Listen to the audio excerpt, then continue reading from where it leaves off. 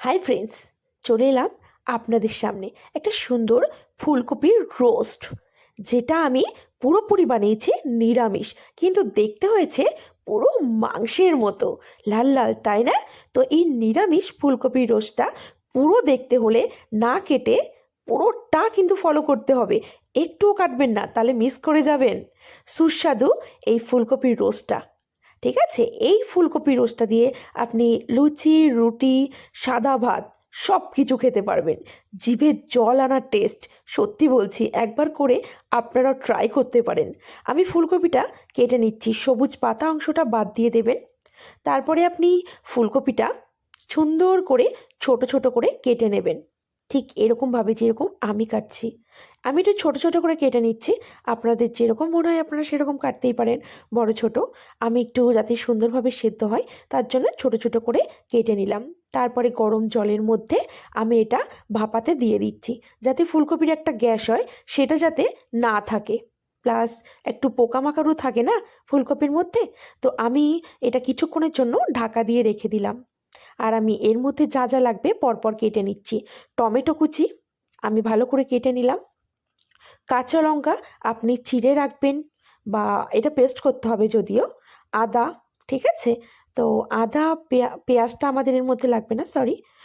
Tomato, কাঁচা লঙ্কা, আদা এটা লাগবে। আর ফোড়নের মধ্যে শুকনো লঙ্কা, জিরে, গরম মশলা, কাজু, পোস্ত, টক দই, লবঙ্গ, এগুলো অবশ্যই।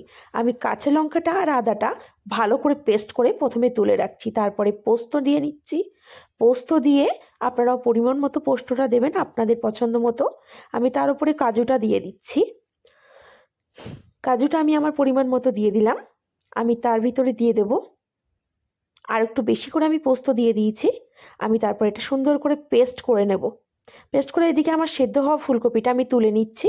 আমি হালকা সেদ্ধ করেছি, পুরো একদম সেদ্ধ করবেন না, তাহলে এটা পুরো গ্যাদগেদে হয়ে যাবে, দেখতে ভালো লাগবে না, তরকারিটা পুরো মেখে মাখা মাখা হয়ে যাবে।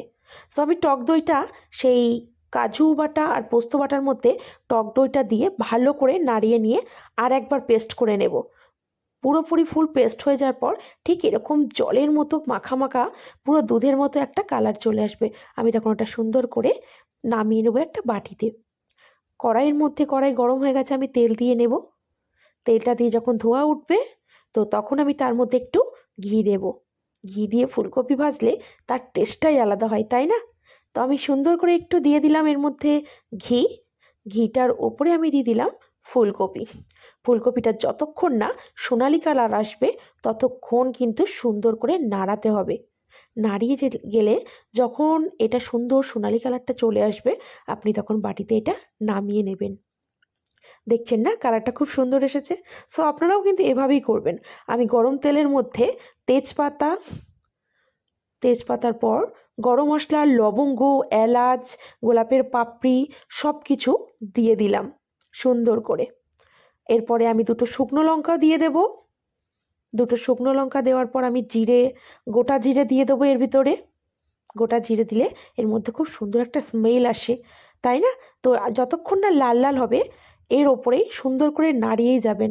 যতক্ষণ না লাল লাল হবে ততক্ষণই নাড়িয়ে যাবেন। তার মধ্যে লঙ্কা বাটা আর আদা বাটা এটা দিয়ে দিয়ে ভালো করে যতক্ষণ না লালচে কালারটা আসবে ততক্ষণ নাড়িয়ে যাবেন। বেশ একটা সুন্দর কালার চলে এসছে, তাই না? হ্যাঁ, আপনারাও কিন্তু এভাবেই করবেন। আর এই সুন্দর লাল কালারের উপরে আমি দিয়ে দিলাম আর একটু টমেটো, কাঁচা টমেটো। আর তার উপরে আমি দিয়ে দিলাম কাজু বাটা, পোস্ত বাটা আর সেই টক দই। সুন্দর করে দিয়ে আমি সেটাকে ভালো করে এবার নাড়িয়ে চাড়িয়ে নেব। যতক্ষণ না উপরে তেল আসবে ততক্ষণ কিন্তু নাড়াতে হবে। তার উপরে ধনে গুঁড়ো, জিরে গুঁড়ো আমি দিয়ে দিলাম। তারপরে আমি দেব লঙ্কার গুঁড়ো। একটা সুন্দর কালার আসবে লঙ্কার গুঁড়োটা দিলে, আপনারা পরিমাণ মতো দেবেন। কেমন, আমি একটু কালো জিরে দিয়ে দিয়েছি, আপনারা নাও দিতে পারেন। একটু দিয়ে দিলাম নুন। হলুদটা দেবেন না এর ভিতরে, ঠিক আছে? আমি দিয়ে দিলাম নুন আর একটু পরিমাণ মতো চিনি। আপনারা দিলেও দিতে পারেন, না দিলেও দিতে পারেন। সো আমি সুন্দর করে নাড়িয়ে চাড়িয়ে সুন্দর করে একটা লালচে কালার নিয়ে আসবো, যতক্ষণ না ওপরে তেল ভাসবে। তারপরে আমি যখন তেলটা চলে আসবে আমি দিয়ে দিচ্ছি গরম মশলা গুঁড়ো। গরম মশলাটা দেওয়ার পর আমি নাড়িয়ে চাড়িয়ে যখন তেলটা উপরে একদমই চলে আসবে, দেখুন কি সুন্দর তেলটা উপরে ভেসে উঠেছে, আমি দিয়ে দিচ্ছি মশলার যে জলটা রাখা ছিল সেই অল্প পরিমাণ জল তার মধ্যে দিয়ে দিলাম। তার উপরে আমি দিয়ে দিচ্ছি ফুলকপি। পুরো ফুলকপিটা আমি ওর ওপরে দেব, দিয়ে সেটাকে পুরো মশলা মাখিয়ে নেব। আপনারাও সুন্দর করে মশলাটা মাখিয়ে নেবেন, টেস্টটা কিন্তু অসাধারণ হবে, আপনারা খেয়ে দেখতে পারেন। দেখুন আমি এবার সুন্দর করে এটা ভালো করে মশলা মাখিয়ে নিচ্ছি। মশলাটা মাখিয়ে নেওয়ার পর দেখতে পাচ্ছেন একটা সুন্দর মাখা মাখা গায়ে মাখা কালার চলে এসেছে। এবার এটা আমি সুন্দরভাবে ঢেকে দিলাম। ঢেকে দেওয়ার পর আমি যখন মাখা মাখা হয়ে গেছে, আমি জায়ফলটা তার উপরে দিয়ে দিচ্ছি একটু গুঁড়ো গুঁড়ো করে। তারপরে আমি আবারও একটু কিছুক্ষণ ফুটিয়ে নেব। ফুটিয়ে নেওয়ার পর আমার দেখুন তরকারিটা কিন্তু সুন্দরভাবে, কি সুন্দর একটা কালার চলে এসছে, মাখা মাখা, পাশে তেল লালচে কালারের পুরো ভাসছে। বাটিটা দেখতে কিন্তু খুব সুস্বাদু লাগছে, তাই না? আপনারা প্লিজ একবার ট্রাই করুন, খুব খুব খুব ভালো লাগবে। সত্যি কথা বলতে আমার জিভে জল চলে আসছে, যদিও আমি এটা প্রথমবার করলাম তার জন্য। আমি কিন্তু একটু চেক করব, আপনাদেরও কিন্তু দেখতে হবে, এত সুন্দর একটা রেসিপি। প্লিজ আপনারাও একবার চেক করুন আমার এই রেসিপিটা দেখে।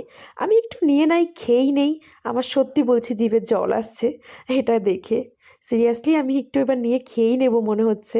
বন্ধুরা, আপনাদের কিন্তু এই রান্নার রেসিপিটা ভালো লাগলে অবশ্যই লাইক কমেন্ট শেয়ার করতেই হবে।